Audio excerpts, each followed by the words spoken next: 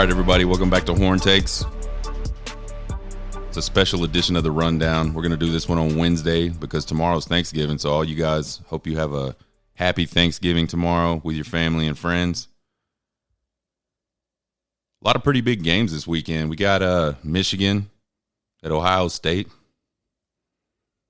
We got, this is a big one for me, KU at K-State. Obviously, we've got Baylor at Texas. USC and Notre Dame, that looks like a big one. From a playoff implication perspective, we've got Florida State. A lot of rivalry games this weekend. So it should be a good weekend of college football. Let's jump right into it. We're going to talk about a few games today, pretty in-depth, a little bit in-depth.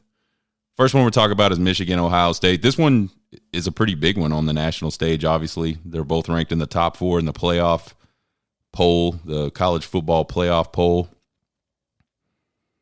I was looking at the stats on this one, and I haven't got a chance to watch Michigan or Ohio State play a whole lot this year. I've seen them play a little bit each. So I was digging into the stats on these two teams. And I think this game really comes down to who can establish the run. They both have really good rushing offenses. They also both have really good rushing defenses. Advantage to Michigan on both, not by a whole lot. Position-wise, it looks like it's a lot. Yardage-wise, it's not all that much.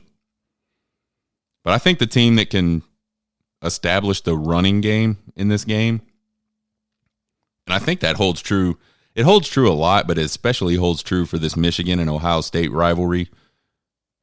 I think the team that outrushes the other wins this game 99.9% of the time.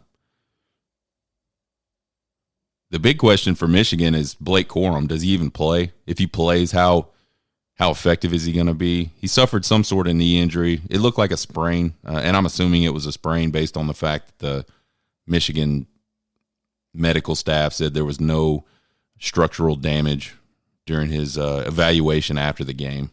I'm sure they did an MRI and all those things. But he's a running back, and a sprained knee, I've had sprained knees several times. They can be pretty painful. There can be a lot of stiffness in that joint. And for a running back, that could be kind of tough to play through. So I saw an article yesterday where they wouldn't know about his status until later in the week, which makes perfect sense. I'm sure they're rehabbing or treating that as aggressively as they can. But I think that's a huge question mark either way for this game. I said earlier in the week that I think if he can play, I think Michigan has the advantage. I think Michigan kind of has to be the favorite. And then if he can't play, I think Ohio State kind of has to be the favorite. The one thing I would say, though, Michigan's running style is very power run oriented. There's not a lot of reads. You look at a team like, say, Oregon under Chip Kelly or UCLA under Chip Kelly, whole lot of zone blocking schemes. And the running back, more or less, is trying to look for a place to go. Whereas the more power running game, the power blocking schemes that they employ at Michigan, there's a designated hole. And not that the running back can't go, oh, it's not there, let me go somewhere else. But the offensive line at Michigan is obviously really good. I think more than likely they do a good job of creating space where they're supposed to create space. So I'm not saying it doesn't matter that Corum might be out, but I think because of the style of offense, the style of running game that Michigan has, it's not as important who that guy is taking snaps. Basically, this game will be won in the trenches, right? Like whoever wins on the offensive side of the ball and the defensive side of the ball the most consistently is probably going to win this game. I think another key to this game is which defense can make some big plays in the passing game. The passing defenses are both really good as well. I think if you look at Michigan and Ohio State and the way they like to run offense, the passing game is probably more important to Ohio State than it is to Michigan.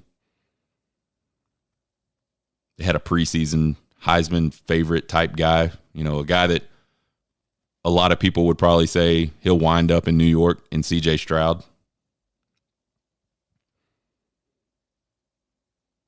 So, but on the flip side, Michigan, they're going to put pressure on the defense. If they can run the ball consistently, there's going to be a lot of pressure on the defensive backfield to stay with guys on play action and things like that. So it won't be nearly as flashy as what you see with Ohio State, but Michigan can certainly hurt you through the air.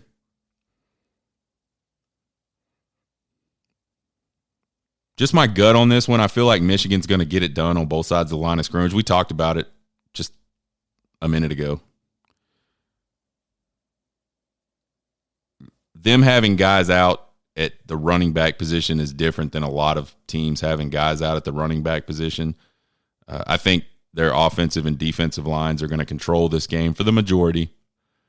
And I think they get a win 31-24 over in Columbus. So we'll see. I look forward to this game every year. I think the weather's supposed to be pretty decent. 52, I think, is the high. I don't know exactly what it'll be at kickoff. But it doesn't look like there's any high chances of precipitation or anything like that. So I think great day to play football, and I think those big guys are going to enjoy it because it's going to be nice and cool. So anyway, that's my gut. I think Michigan's going to get it done. And then the question is, well, what happens to Ohio State? Let's say it doesn't matter who wins. Let's just say obviously one of these teams is going to lose. What happens to that team in the playoff picture? They're a one-loss team. I think it kind of depends on how they lose the game. I think if you see a blowout, then I think you're going to see some teams get jumped.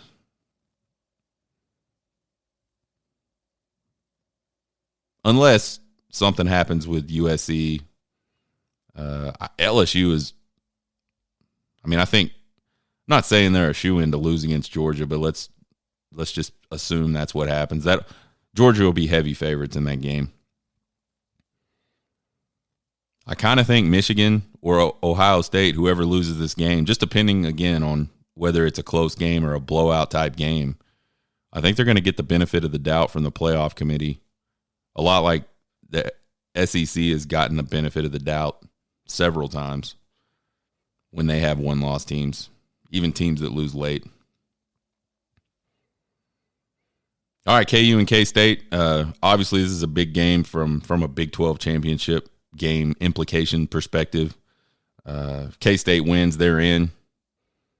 If KU can pull an upset and Texas can beat Baylor, then Texas will be in the Big 12 championship game. It's hard to imagine a 3-loss team making it to the Big 12 championship game, but that's where we're at. Big 12 has kind of been TCU by itself all year, and then, the rest of the conference has kind of all been back and forth. Who the favorite? A few weeks ago I said I think K-State's the guy. I think they're the team that's the most consistent. I think they're the team that's going to make it. But there was always the chance that Oklahoma State, Texas, Baylor for a while, Oklahoma even for a while after their really poor start. So I don't think there's a lot of hope for Texas fans on this one.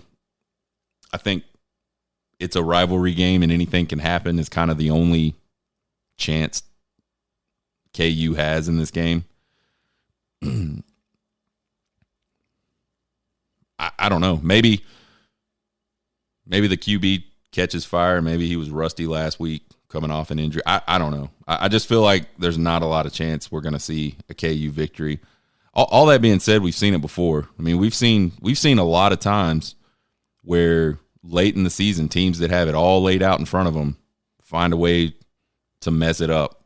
And we're not talking just conference stuff. We're talking national championships type stuff. I can't remember the year, but there was a year a while back. It was probably, when was it? There was a year a while back where there were so many teams that were undefeated, and they were all just lined up, right, for that second spot, and they all just kept losing. Nobody wanted to be the other team in the national championship game that year. It was back before the playoff. I think West Virginia blew a chance. KU blew a chance. Louisville blew a chance. Really, really odd thing. So we've seen that before where teams have gotten upset late in the season with a lot on the line. I don't think we're going to see that this time. I think K-State wins this game big. It's at home. KU just got crushed by Texas. Really, KU has nothing else to play for except for it's a rivalry. So, I got K-State big over KU, 45-21. I'm hoping for a different outcome. I know all Texas fans are hoping for a different outcome, but I don't think we're going to get a different outcome. We got Baylor at Texas. Texas is back into the college football playoff rankings. I think they're ranked 23rd. I don't care about the rank. I think rankings are basically useless, especially now that we have the playoff. And if the playoff expands ever to 12, they're going to be really useless. I mean, unless you're the 13th or 14th team. I mean, I guess at some point they have to be useful. We're not going to take all 130 teams into the playoffs, but I feel like to be able to compete in the playoffs, you have to be one of those teams that's ranked in the top 4. And even then, a lot of those teams don't really compete in those games. We've seen a lot of blowouts in the playoffs. So anyway, Baylor at Texas, they kick off Friday. I believe it's 11 a.m. kick. Sort of another playoff type game for Texas. They have to win it for any hope of moving on to the Big 12 championship game.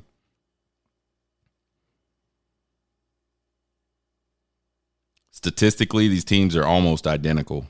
I mean, they're running offense versus running defense, passing offense versus passing defense, almost identical. Both of these teams want to run the football. So it could be one of those kind of ugly running type games. Like some of those games you used to see in the SEC back when all these SEC defenses were the rage. Isn't it interesting how the SEC almost completely doesn't play defense right now? There's like one team in the SEC that really plays strong defense. What you would call an SEC defense. It's turned a lot in a lot of ways into a very offensive league. So we might get one of those ugly type games where there's really big plays in the running game that make a difference. Maybe even some really big plays in the passing game, although the passing game isn't sort of it's not the center of what's happening offensively for both teams. So I think the keys to the game for Texas, they obviously need to continue to stop the run. They've been really good this year against the run. They've been really poor against the pass. I think Texas needs to lean on the run game heavily, early and often. Like the games Texas wins, they're able to successfully run the football, and they don't give up on the run. And I've been critical of Sark before. You look at the Oklahoma State game and you look at the TCU game. In the Oklahoma State game, it was really criminal what happened because they ran the ball really well in the first half. And then I know at the beginning of the second half, obviously Oklahoma State made some adjustments and the run game just wasn't coming as easily, but that doesn't mean give up on it. And then in the TCU game, they just pretty much gave up on it from the very beginning. And again, I know TCU was doing a lot to disrupt the running game, and we were getting almost nothing in the running game. So I understand why it could be frustrating to be the play caller, but you're in a really close game. I mean, that game was, 3-0 at halftime?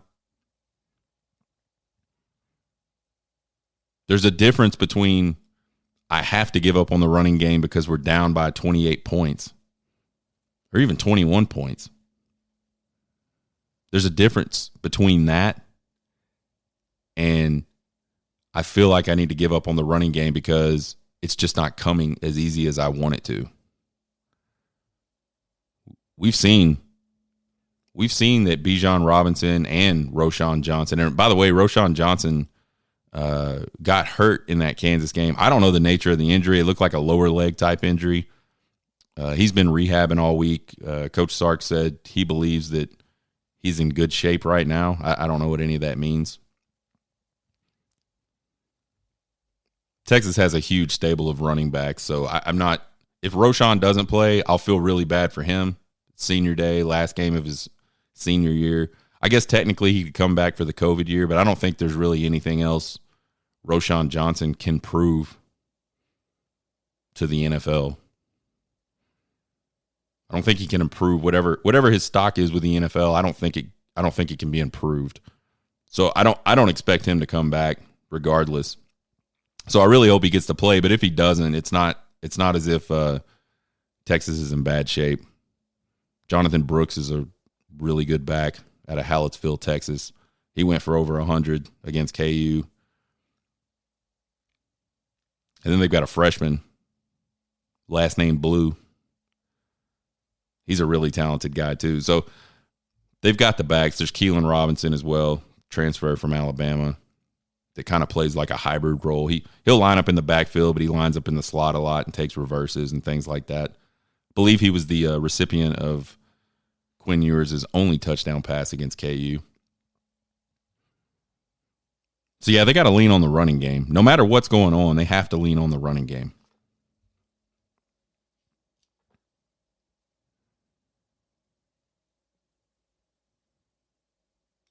I think Ewers is going to have to make some plays through the air.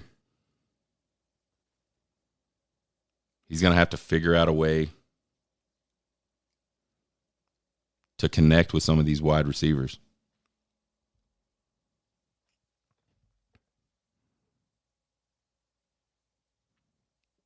I think what's going to happen in this game is I think Texas's running game is going to get slowed down. It's not going to be like it was last week against KU. It probably won't be what it was against Kansas State. But I don't think it gets stopped completely. And I think if Sark will stick with the run, it'll be enough consistently over the course of 4 quarters to put Texas in a position where Ewers, again, doesn't have to carry the team because Ewers is talented. He's just not ready to carry a whole team by himself. So I think Ewers will get his confidence back. I think he turns in a good performance through the air, not a magical performance. You know, to me, a good performance for Quinn Ewers would be a decent completion percentage. You know, like let's say 65% of his passes, 60% of his passes. North of 60%, I think, is really good. Even though I know in some of these offenses, these guys are completing upwards of almost 70% of their passes. I think anything north of 60 is really good. I think he'll turn in that type of performance. I think he'll, you know, if he throws for a couple 100 yards and a touchdown, I think that's good. That's a good performance. Score prediction for this game, I think Texas wins this game 38-20. Like I said, I think a lot's going to happen on the ground game or in the ground game, on the ground in this game. But Texas is really dangerous. Bijan Robinson can score from anywhere on the field. Roschon Johnson can score from anywhere on the field if he's healthy. Jonathan Brooks can score from anywhere on the field if he's healthy. So they can get big numbers out of the running game.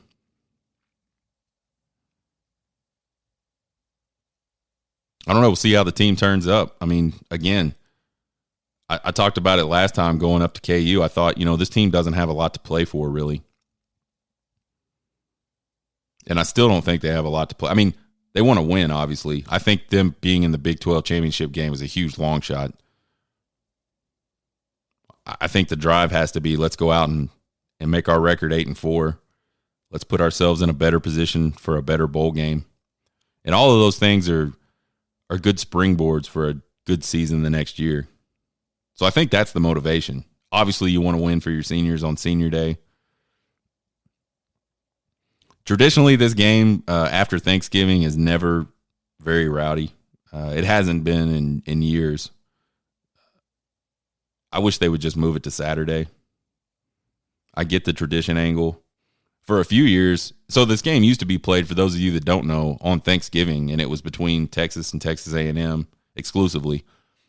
Then at some point they moved it to Friday, and then right before A&M jumped to the SEC, they moved it back to Thursday. So I've been to a few Thanksgiving Day games against Texas A&M, and those were more rowdy games. In-state rivalry. Usually both teams were decently ranked on a national stage. But now you got this round robin thing in the Big 12, and it's just a lot of games nobody cares about. Move it to Saturday. Get the crowd back into it, because I just think I think that's important, obviously, and I think tomorrow it's going to be pretty dead. Maybe I'm wrong. We'll see. We'll see if the fans that do show up are excited and rowdy. I don't know. I just can't see it. So I don't think there's going to be a whole lot of excitement in the building for that game. So the players are going to have to go do it themselves.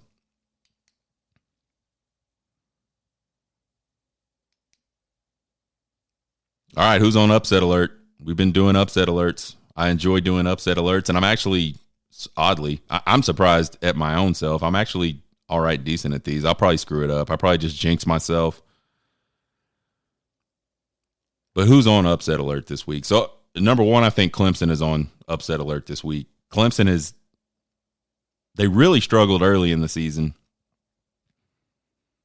They've gotten better, and they're coming off a big win against one of those Florida schools, Florida State or Miami. I can't remember which one it was. I think it was Miami. Beat them up pretty bad. But I don't think South Carolina will ever be more dangerous than they are right now. I mean, Spencer Rattler has got to be so full of confidence at this point. That dude threw for over 500 yards and 6 touchdowns against Tennessee last week. I think that team believes they can go beat anybody. And sometimes that's all you need. You just need to be able to believe that it doesn't matter who you're playing. You can go out there and execute. And I think for South Carolina, they're at that point right now where they feel like that.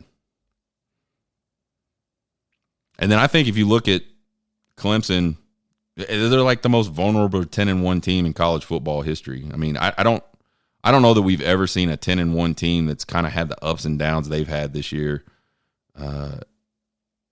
They've just been really low under the radar, right? Just not a lot of excitement about Clemson football. And maybe that's just because for so long they've strung together what they've been able to do, what Dabo Sweeney or however you pronounce it's been able to do there at Clemson is pretty historic in terms of just the consistency with which they've won. I don't know the exact statistic, but they've been a 10-win team for like a decade, basically. That's hard to do. But I think again, they're probably like the worst 10-1, most vulnerable 10-1 team we've ever seen. So it wouldn't surprise me in South Carolina. It's a rivalry game. Wouldn't surprise me if they figured out a way to win that game. It also wouldn't surprise me if they just went in and laid an absolute egg. And I'm not saying that to try to cover myself. I just think that's kind of like the psychological part about college football is what are these guys going to do? You know, they just got done beating the ever-living piss out of Tennessee, who at the time was highly ranked, highly thought of, was in a lot of the conversation. Well, they were in all the conversations about who's that next team in to the college football playoff if TCU loses, or what happens if when the Big Ten, when one of those guys loses. Does Tennessee get in? And then just bam, done. That could be a positive thing for South Carolina. They could like I talked about, they could have that confidence and just be really dangerous. Or they're kids, right? They might think they're the greatest thing since sliced bread and just go in there and piss right down their legs. I don't know. We'll see what happens. For the second week in a row, I think Ole Miss is on upset alert. There's been a lot of rumors swirling around about Lane Kiffin leaving for Auburn. There's a lot of guys. There was some tweet that came out that said this is going to happen on Friday. Egg Bowl is on Thursday. Said Friday, he's gone. And there's a lot of other talking heads, guys that do podcasts like me that they think it's going to happen too. So I don't know. Lane Kiffin since has come out and said that's news to me, but that's what Lane Kiffin would do. I don't know Lane Kiffin personally. I know the way he's handled some of these coaching moves has been, I'll just say they were handled differently than how most people would handle things and how most people feel like things should be handled. All that being said, this whole coaching thing, the way these guys move around and the way these back channel deals get done, you kind of have to lie. If people ask you about it, you kind of have to lie about it because until the deal's done, the deal's not done.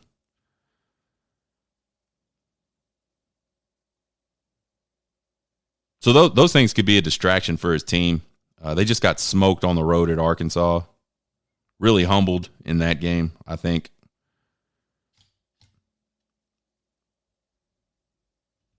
They don't have a lot to play for either.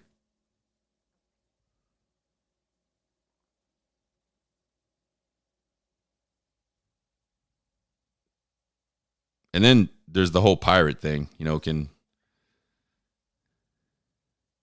Can the Pirate do it again? The Pirate has made a living off of beating teams that he shouldn't beat, kind of messing up people's seasons.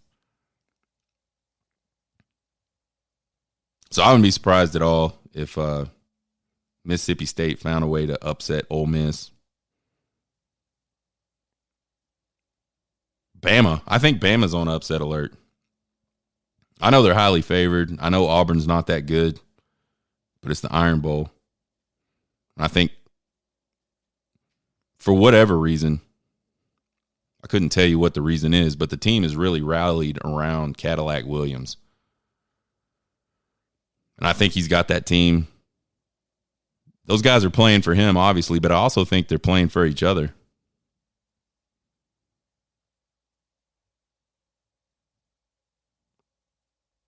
I think Auburn probably, they're not as talented as Alabama, obviously, but I think there's always been talent on those Auburn teams. I think the execution of it has just kind of been a problem, and the consistency with coaches. I don't know how many coaches they've had lately, but it's been a pretty big carousel. So it's hard to be consistent, and it's hard for that talent to come out if you don't have consistency in the coaching staff. So puncher's chance, I think Auburn has a decent chance of upsetting Bama. Bama has struggled this year, and I know the record doesn't show it, but they're really not the Bama teams we've seen in the past. And I think they're obviously not going to be in the SEC championship game this year. I've talked about it a bunch on the podcast. I really feel like we're kind of on this teetering edge for Bama and for Nick Saban. You just feel like it's not the same as it used to be, and when it's not the same, you start dropping games. Fans start getting upset because they can't understand how you can't continue to deliver on this sort of historic pace that you were delivering at. And then the crazies come out.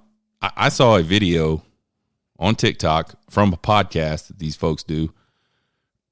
Pretty big podcast. They've got callers and all that kind of good stuff. So a big show.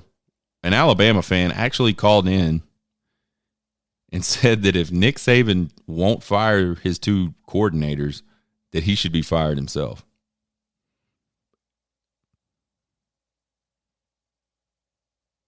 I'm a huge proponent of just because you built it doesn't mean you get to run it directly into the ground. That was sort of my stance on Mac Brown. There was a lot of Texas fans that said you can't run Mac Brown off. He was a national championship coach, and he's done so much for the program, and he's built the program up and had it at a level that it hasn't been since Darryl Royal, and all those things are true.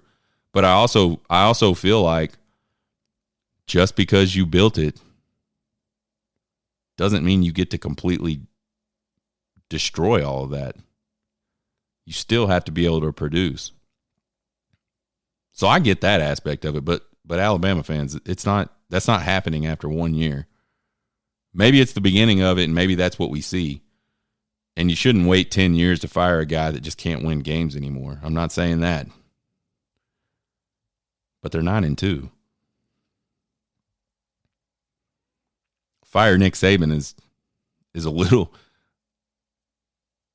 bit putting the cart before the horse at this point. I think USC's on upset alert this week, and I think ND is a much better team than UCLA. And UCLA, if they wouldn't have had 4 turnovers in that game, who knows what happens in that game. I mean, I think they win that game without the turnovers. And here's the discussion about turnovers. You always have this discussion, well, the defense turned them over. I think there's 2 different kinds of turnovers. There's turnovers where the defense absolutely does force the issue, and big hits on the ball, strip sacks, stripping the ball out of running back or a wide receiver's hand, purposely, like, I'm going to go cause this turnover.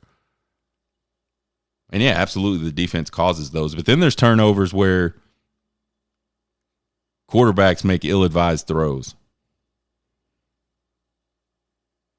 And at least 2 of the interceptions that the UCLA quarterback threw last Saturday were those type of plays. He should have never thrown the ball. So point I'm getting at is I think UCLA did more to give those turnovers away than USC did to take them, if that makes sense.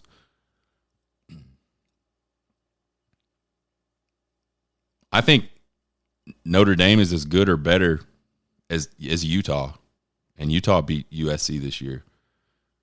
I know the game's technically at home, but USC has no home field advantage. It wouldn't surprise me if there's less than 30,000 people at that game.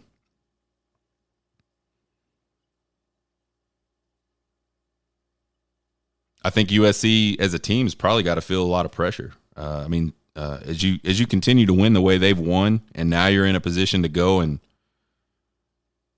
compete for your conference championship in year 1 under Lincoln Riley, I think there's pressure for him, and I think there's pressure for that team. Notre Dame doesn't have anything to do except go on the road and try to beat a huge rival. So I don't know. I think that game will be interesting. I think USC is probably the more talented team, but we all know talent doesn't always win out. And I think Notre Dame is just kind of that tough type of team that they can go in and go on the road and win this type of game. They've improved a lot over the season. They had a rough start, and they've kind of turned it around.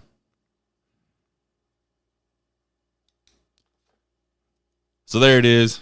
There's the rundown for this week. Again, I hope you guys have a very happy Thanksgiving. Subscribe to the podcast. Tell your friends about the podcast. Video of the podcast will be up on YouTube, always, at Horn Takes Podcast. You can find me on TikTok at Horn Takes Podcast. You can email me at horntakespodcast@gmail.com. Questions, comments, concerns, criticisms. I love to hear them.